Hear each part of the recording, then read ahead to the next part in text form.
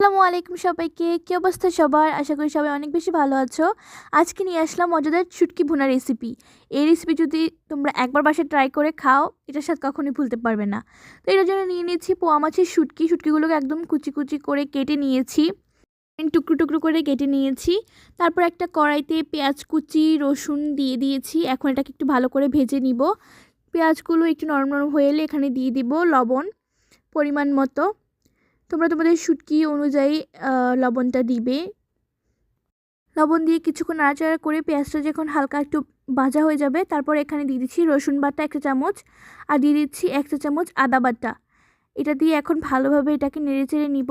নেড়েচেড়ে কিছুক্ষণ কষিয়ে নিয়ে এখন এখানে দিয়ে দিব হলুদ গুঁড়ো 1 টেবিল চামচ পরিমাণ, ধনে গুঁড়ো দিয়ে দিব 1 টেবিল চামচ পরিমাণ দিয়ে এখন এটাকে ভালোভাবে নেড়ে চেড়ে সবগুলো মশলা একসাথে মিশিয়ে নিব।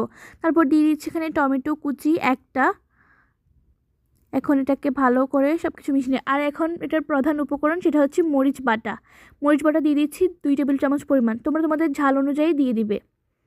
তারপর এই যে শুটকিগুলো এখানে দিয়ে দিয়েছি, এগুলো দিয়ে এখন এটাকে ভালোভাবে নেড়ে চেড়ে নিব। এই তো আমাদের শুটকি প্রায় এখন সব কিছু উপকরণ দেওয়া শেষ। এখন এটাকে ভালোভাবে কষিয়ে নেড়ে চেড়ে কিছুক্ষণ রান্না করলেই হয়ে যাবে।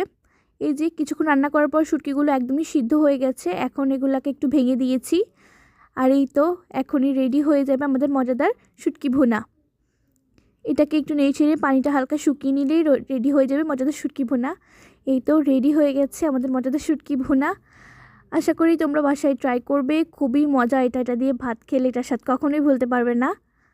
এই তো সেই সাথে আমার ভিডিওটা ভালো লাগলে অবশ্যই লাইক করে দিবে, কমেন্ট করবে। আর আজকের মতো এই পর্যন্তই। আল্লাহ হাফেজ।